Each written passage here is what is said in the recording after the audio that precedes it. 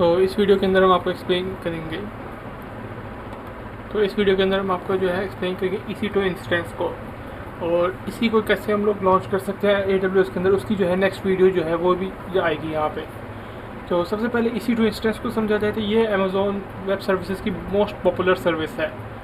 जो EC2 basically करता है यहाँ पे, वो आपको जो है एक तरह से वर्चुअल मशीन्स है, इंस्टेंसेस है, वो प्रोवाइड करता है जिस पे जो है ना आप अपना ऑपरेटिंग सिस्टम्स वगैरह, अपने सॉफ्टवेयर्स वगैरह वो होस्ट कर सकते हो। इसका सबसे बड़ा फ़ायदा यही होता है कि मिसाल के तौर पे आप जैसे ये कंप्यूटर देख रहे हैं, आप सारा इस कंप्यूटर के अंदर जो है कई सारे सॉफ्टवेयर्स हो सकते हैं, ठीक है ना, कई सारे सॉफ्टवेयर्स रन कर रहे होते हैं सो ऑन। अब मान लीजिए कि ये कंप्यूटर जो है आपको इससे ज़्यादा हाई परफॉर्मेंस वाला कंप्यूटर चाहिए जो सारी प्रोसेसिंग कर सके, ज़्यादा अच्छे सॉफ्टवेयर चला सके। अब कंप्यूटर ऐसा लेना फिज़िकली जो है बहुत एक्सपेंसिव होता है, और यहीं पे EC2 इंस्टेंस आ जाता है। क्योंकि अगर आपका टास्क बहुत ही ज़्यादा डिमांडिंग है, जैसे मिसाल के तौर पे बहुत ज़्यादा users read and right operations होते हैं सो ऑन, तो आपके लिए मुमकिन नहीं कि आप फिज़िकली कंप्यूटर्स महंगे से महंगा खरीदते जाए, अपडेट करते जाए। तो वहाँ पे फिर EC2 इंस्टेंस आता है।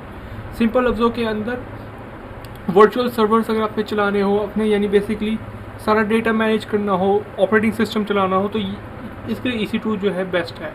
इसका फ़ायदा सबसे बड़ा यही है कि जितना यूज़ करना चाहो करो, और अगर यूज़ कम हो जाए तो फिर जो है बेशक EC2 इंस्टेंस के अंदर जो सॉफ्टवेयर रिक्वायरमेंट्स हैं वो भी आप कम कर सकते हो।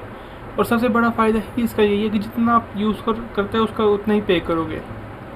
अब EC2 इंस्टेंस के अंदर जो कंपोनेंट्स आ जाते हैं, जो मोस्ट इंपॉर्टेंट कंपोनेंट्स है वो यहाँ पे है। ये एक है AMI, Amazon machine image.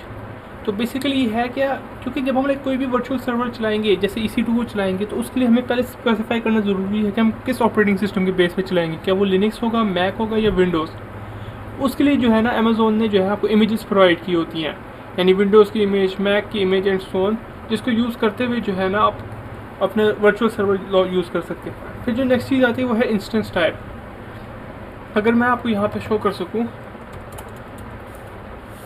Instance types AWS के अपने, तो AWS के अंदर आपको जो है मुख्तलिफ टाइप के इंस्टेंसेस मिल जाते हैं। अब इंस्टेंसेस का मतलब क्या होता है, यानी टाइप्स का, इनका बेसिकली मतलब यहाँ पे यही होता है कि मिसाल के तौर पे क्या आपको एक बहुत बड़ा कंप्यूटर चाहिए जिसमें ज़्यादा रैम CPU हो, या आपको एक बहुत छोटा कंप्यूटर चाहिए जिसमें बहुत कम रैम तो CPU हो।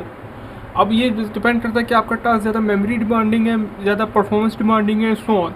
उस चीज़ को भी जो है हम इस EC2 की जो नेक्स्ट वीडियो आएगी उसमें देखेंगे सारा कुछ। फिर जो थर्ड चीज़ आ जाती है यहाँ पे सबसे इंपॉर्टेंट, वो होता है आपका डेटा स्टोर। क्योंकि जाहिर है कि आप एक सॉफ्टवेयर होस्ट कर रहे हो अपने वर्चुअल सर्वर के तौर पे जो ऑनलाइन यानी एग्जिस्ट करता है, तो आपको इसका डेटा स्टोरेज भी चाहिए होता है। तो उसको कहते हैं अमेज़ॉन इलास्टिक ब्लॉक स्टोर। तो इसको भी तफसील में पढ़ेंगे, लेकिन बस इंपॉर्टेंट चीज़ ये समझ लीजिए कि आप जब एक वर्चुअल सर्वर ऑन करते हो तो आप यही चाहोगे ना कि वर्चुअल सर्वर किसी डेटा स्टोरेज से कनेक्टेड हो ताकि उस पर डेटा स्टोर हो सके। अब नेक्स्ट चीज़ की तरफ हम मूव करते हैं, वो है इसका रिलेटेड जब आप EC2 इंस्टेंस बनाते हैं, उसमें सबसे इंपॉर्टेंट चीज़ आ जाती है, यानी सबसे इम्पोर्टेंट नहीं या सबसे इफेक्टिव चीज़ वो होती है टैग्स। क्योंकि टैग्स का फ़ायदा ये होता है कि आप जहाँ से नाम लेते हो वहीं पे जो है ना आप ये भी असाइन करते हो ये EC2 इंस्टेंस किसके लिए बन रहा है, क्या ये कंपनी के प्रोजेक्ट के लिए है, क्या ये किसी एम्प्लॉयज़ के लिए है, या क्या है। तो ये आपको फिल्टरिंग सर्चिंग में जो है ना बहुत हेल्प करता है टैग्स। फिर जो चीज़ आ जाती है वो है सिक्योरिटी ग्रुप वगैरह। आप एक फायरवॉल अपने इंस्टेंस पे लगाते हो जिससे आप डिसाइड करते हो कि कहाँ से आपको रिक्वेस्ट आ सकती है, कहाँ से नहीं, क्या ये रिक्वेस्ट सब एक्सेस कर सकते हैं, सब नहीं। फिर जो नेक्स्ट चीज़ आ जाती है आपके पास वो यहाँ पे ये कि EC2 के अंदर ऑप्शन होता है कि आपको जो है कोई पासवर्ड वगैरह नहीं यूज़ करना पड़ता, यानी पासवर्ड आप कोई भी लिख दिया 1 2 3 4 एंड सो ऑन। आप उसकी जगह यूज़ करते हो एक की, क्रिप्टोग्राफी पब्लिक की। ये बहुत ज़्यादा सिक्योर होता है, आपको इसको एक सेफ जगह पे स्टोर करना होता है, और इसको यूज़ करते हुए जो है ना आप अपने EC2 इंस्टेंस को लॉगिन कर सकते हैं और लॉग आउट कर सकते हैं। अब ये पूरा जो है ना प्रॉपर स्ट्रक्चर है EC2 इंस्टेंस को क्रिएट करने का। पहली चीज़ आप एक AMI सेलेक्ट करते हो कि कौन सी इमेज पे अपने EC2 बनाना है। फिर जो नेक्स्ट चीज़ आप सेलेक्ट करते हो कि आपने जो है कितना स्टोरेज चाहिए, कितनी मेमोरी चाहिए, ठीक है। अब वहाँ पे जो है ना सारी सेटिंग करने के बाद फिर हम आता है कि कौन सा स्टोरेज आपने लगाना है उस पर, क्योंकि स्टोरेज की भी कई सारी टाइप्स होंगी। आपने उसके नेम तो लिख लिया, आपने किस टैग से उसको आइडेंटिफाई करना है वो सारा कुछ, और सिक्योरिटी क्या रखनी है आपने यहाँ पे एंड सो ऑन। रिव्यू करने के बाद आपका EC2 इंस्टेंस बन जाता है।